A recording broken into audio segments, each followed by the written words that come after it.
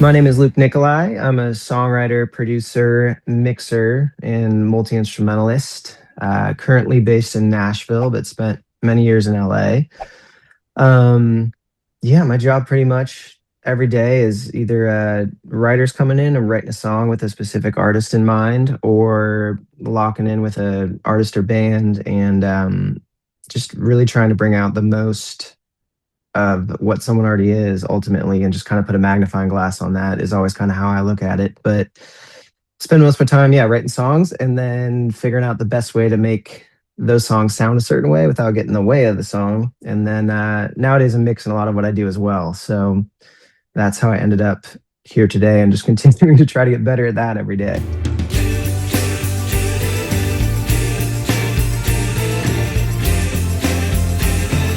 Mm.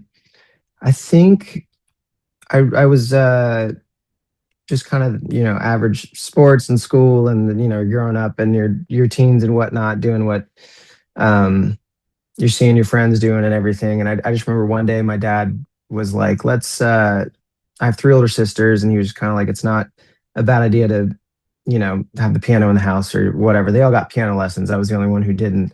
And so there was some guitar for sale. He saw it was like $100 for the guitar, the amp, everything. It was just like a little package. And we brought that home, I think, for about 30 minutes from 9 p.m. to 9:30 p.m. He was better than me. He actually grew up playing accordion, so that was the only random musicalness in our family. But he could like tap out "Happy Birthday" or something, and I think just seeing like, oh, you can make the sound that of a song I know like right here, right now. It was just so cool. And I think after that, I just never really put the guitar down, and then ended up getting into drums and getting like a little computer where I could record everything. And I don't know, yeah, by 12, I think I was just no one really ever had to like ask me to do it, which I think is how you kind of know. It's just I just started writing songs and trying to play all the instruments, and I didn't know anyone else who was doing music at the time or like wanted the obsession, didn't have that obsession that I had with it. So it's just kind of fun to it was me versus myself every day. Like, okay, I don't know how to play bass, so I guess I got to figure out like listen to my favorite songs, see how that works. There's definitely a specific moment everything clicked where I think it was like one of my first guitar lessons. There was a song called "All the Small Things" by Blink-182. That was a really big song at the time, and it was like on the way to the guitar lesson, it's playing on the radio. We get out of the car, I go into like this hallway with all these practice rooms, and there's obviously someone who's learning and attempting to play that same riff. And it just was like the craziest, coolest thing where I'm like, oh my God, this thing I just heard on the car stereo is now physically happening like an arm's length away, like how it's like magic or something. So I just remember being so inspired by that moment and just being like, I want to be able to do that. I want to be able to hear something that I love and then physically like recreate it. That was just the I get excited just talking about it. So you can't really lose that spark in this business, or else you just kind of have to keep finding that excitement. And I think that's kind of what gets you to where you hopefully want to be. And there's really no, as we all know, in life, let alone music, just rhyme or reason to the road you're supposed to take. It's just kind of you got to just trust your gut, and especially in this business, it's just keeping the flame lit however you can, and just keeping that like inspiration and excitement.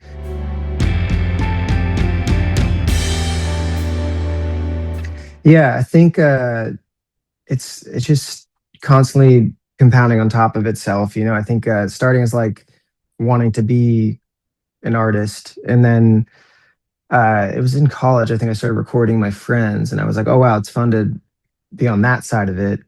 And so all I had to say, it's like I think it's now I wear a lot of hats, and I remember hearing a quote that stuck with me, which was "Jack of all trades, master of none, but a jack of all trades is better than one." And so I was like, okay, I'm just going to continue to kind of evolve. I don't have to be the most prolific songwriter in the room. I don't have to be the most prolific producer. I don't have to be the best mixer. But if I can kind of keep being a sponge and putting myself in environments where one day I am just the songwriter, the next I'm just the producer. And that was always my mindset, especially starting out in LA, just trying to work wherever I could with whoever I could. And fast forward to today, that leads to having all these different skill sets you try to essentially apply at the same time and navigate, and just being able to understand and empathize and sympathize with whoever you're in the room with, and like, oh, I know what it's like to be the artist. I know what it's like to be the writer. I know what it's like to be a co-producer, and you're watching somebody pick the wrong kick drum and you're annoyed. So rather than me being like, I'm producing today, it's looking back, being like, what would you do? What do you want to do? Like, I know what it's like to, be dying to touch the controls. So it's definitely helped to do a little bit of everything. And very fortunate now, myself and my wife, to be here in Nashville and have a setup where there's like the back house, and it's how it is for all of us. Every week, this is its final form. I'm not moving the studio around, and then 2 days later, everything's flipped. But I think this is the best situation yet, and it's kind of like there's a main room that's more treated and has the bigger monitors, and then there's also this room where there's like a couch and it's more writing and a kitchen and stuff. So the Lynx has been great too, because I kind of set it up like it's just an AB, but they're both running with speakers and everything's going at once. So especially in writing sessions that get long, or you're listening to the same loop over and over, you just gotta like, let's get up, walk into the other room, get some more sunlight, change up the environment. And that's kind of the situation now in this specific space, but it's very tailored to my personal workflow. And like I said, just learning from years of doing sessions of like, when I was the writer, what would I have liked more in that session? What would help me be more creative? How do I apply that to this? So it's been fun to take all the things I've learned from working in under bunk beds and tiny apartments to having actual treated spaces and kind of apply it. And it's just like a little playground of sounds and toys at this point, which is, you got to keep it fun. That's kind of the point. And just you're trying to capture something that doesn't exist and is running away from you constantly. So it's what do we need to do to just maintain the energy and excitement when an idea strikes, really.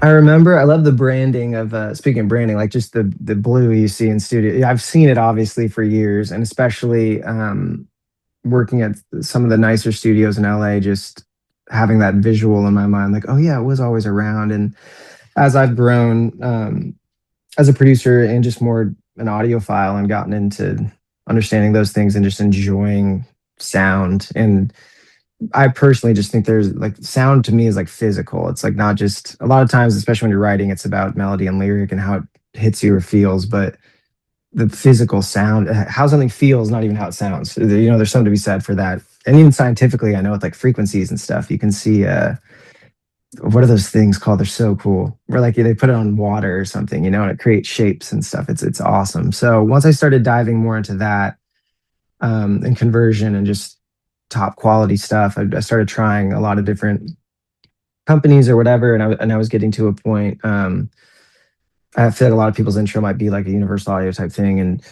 also no shade to anyone, but it was just, traveling was hard. Things wouldn't connect. It was always that. And so especially once I saw the Mesa come out, and just the idea of like, okay, I love the idea of being portable as well, but still working at a high level when I travel. So it's, my wife calls it my production purse, but I have my little thing where it's like, okay, I have a cool little analog keyboard, so it still feels like it's real, and it's tactile, you can touch it. You have the Mesa.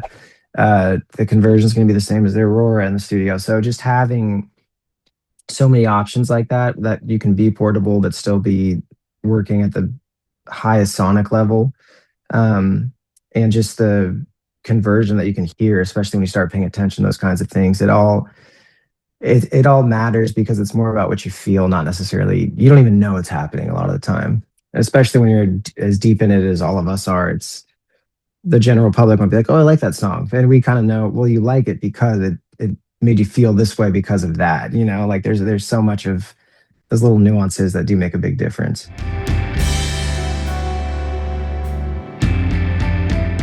Listening back to some records yesterday, and a lot of it just being cut quick in the room on SM7 without a cloud lifter, running the Mesa, cranking it.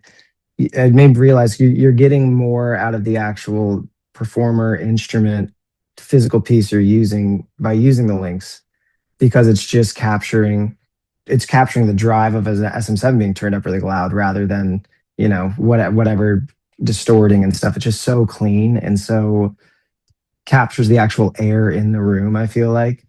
and you do notice that. I wouldn't pretend to know all the ins and outs and the numbers and everything, even though I find it so interesting and like I'm always learning more about it. But there is just something to like how it feels going through a Lynx converter versus just coming out of anything else.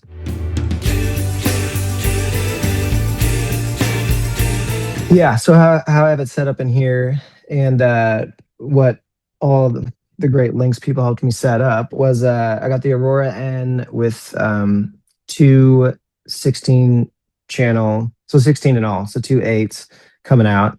So each side of the room makes it so clean and easy with the 25 the DB cables, and then I have four monitor outs of the Aurora, so that's feeding.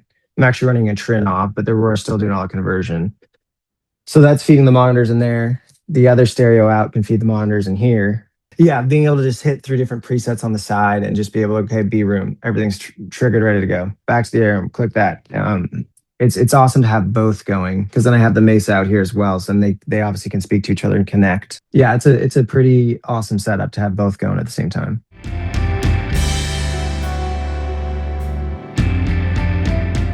Yeah, there's a good amount coming out in the next few months. I did a lot. You guys know how it is. It's like everything starts coming out like a year after it's done. But it was a lot of bands and like more indie singer-songwriter things where we really cared about like the sonics and the mixes and all that.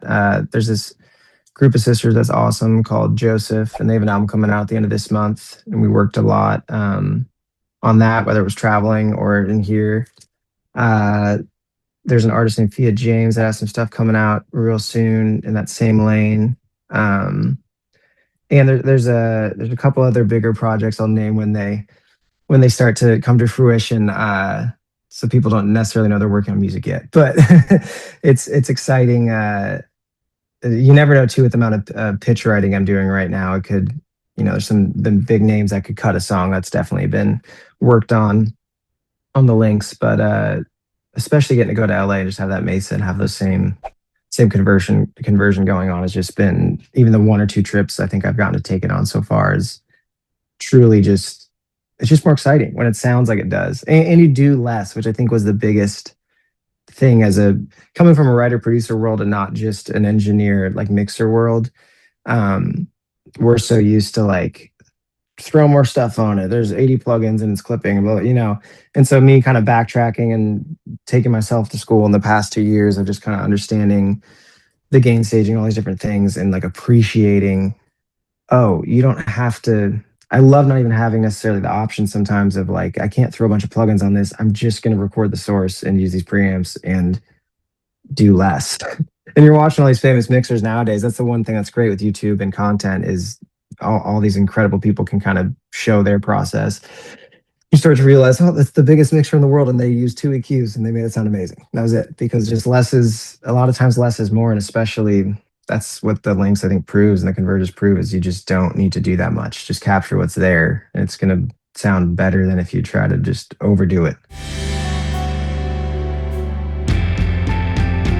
The fact that it's just clean just is what it is. It's not trying to be fancy, like you said. It's not trying to, it is fancy, but it's not trying to, it can do this and that and do backflips and front flips and you can add 80 plugins on it and all that stuff. It's just, here's something that sounds great. It's going to capture exactly what you put to it. And at the end of the day, as a creator, understanding it's about you and the excitement and the energy of whatever you're creating. And the gear does technically come second, but if you can find gear that helps that creating and helps that inspiration, that's the ultimate goal. And I think having tried many things, we're just overflowed with options and, the more is better, all that kind of stuff. And I've equally struggled with that. So if anything, especially when I went in on the Lynx stuff, it was kind of like backtracking, like I want to put into practice what I'm saying and preaching, and like it's just going to be way less. You're not putting plugins in going in. You're just using uncontrolled monitor or whatever, and you're just capturing the source through great converters, and you're going to get what you're hearing in the room is how it's going to sound. And that's like really exciting and takes out so much guesswork and takes out so much overthinking or over options or it just keeps it simple and streamlined so that your idea is just going from your idea to the recorded piece rather than should I put all these extra, I have all these extra slots of this or that, or like, what should I do? And I genuinely do just feel the difference sonically. And just on a guitar, on a vocal, there's just like an extra crisp to it that's not being added, but just capturing what I actually hear, you know? So that's been the biggest difference. It's just, it's simple, it's to the point, it works, it sounds exactly how you want to sound without coloration. And there's other things that do color stuff, which is great if that's what you're looking for. But especially for what I do, it's so diverse and plugins now are getting so good. It's like, if I need to color, I'll do that later, but I just want to have the best source, you know, and that's, it just is how it sounds.